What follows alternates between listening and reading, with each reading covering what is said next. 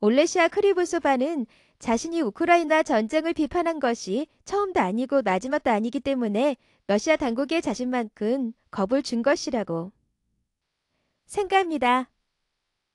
그녀의 소셜미디어 게시물은 특별히 인상적이거나 특이하지 않았다고 그녀는 CNN에 말했고 전국의 많은 다른 대학생들의 게시물을 반영했습니다. 그리고 그녀는 그것이 그녀의 문제가 시작된 곳이라고 믿습니다. 이다. 그녀의 동료 학생들이 그녀를 본보기가 필요한 당국에 고발했을 때 현재 리투아니아 모스크바에서 가장 지명수배된 범죄자 명단에 러시아 북서부 아량게스크 지역 출신의 부드러운 목소리의 20세 소년이 있을 것 같지 않은 악당으로 보입니다. 하지만 처음부터 러시아 당국은 그녀를 특별한 열정을 가지고 가혹한 처벌을 하도록 지목한 것처럼 보였습니다.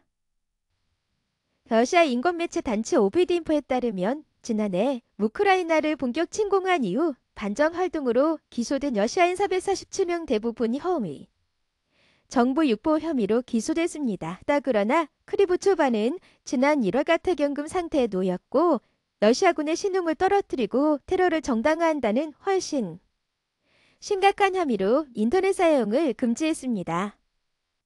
오비디인포는 49명이 군대의 신용을 떨어뜨린 혐의로 30명이 테러를 정당화한 혐의로 기소되었다고 보도했습니다.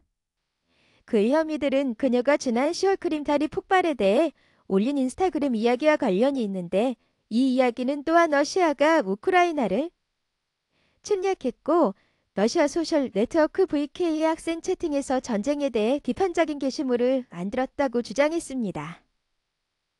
그녀의 목소리는 작은 목소리로 남아있어야 했지만 그녀가 직면한 억압 때문이었다고 그녀는 말했습니다.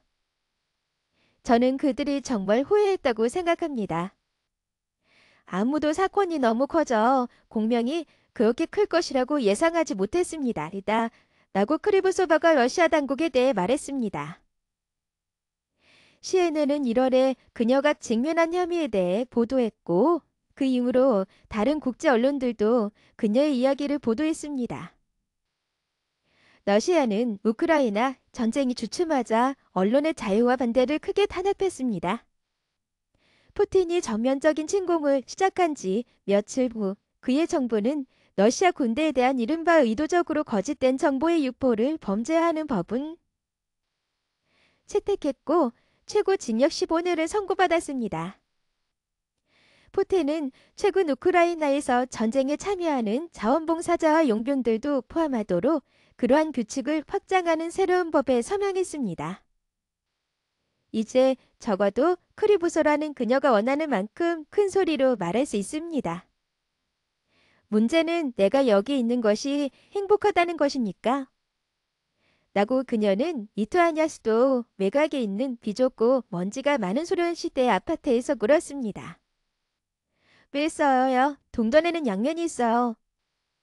어느 정도 저는 빌뉴스에 있고 제라한 말 때문에 그들이 저를 감옥에 넣고 싶어 했던 곳에서 더 이상 살지 않는 것이 행운이라고 느낍니다. 어머니, 남편, 여동생과 함께 20번째 생일을 맞이한 2월의 전환점이었다고 그녀는 말했습니다. 그녀는 커피를 마시기 위해 남편을 만나러 걸어가는 동안 두 번째로 쇠풀이였습니다. 그녀는 이번에는 혐의가 조작되었고 탈출이 불가능하다고 말했습니다. 러시아에서 버스 티켓을 예약하려 했다는 누명을 쓴 크리브소바는 이제 형사식민지에서 오랜 기간 어쩌면 몇 년 동안 복역해야 한다는 것을 알아 도망칠 수밖에 없었다고 말했습니다. 법원 증거를 위조한 것은 FSB였습니다. 라고 KRIBSOVA는 러시아의 보안 서비스를 언급하며 주장했습니다.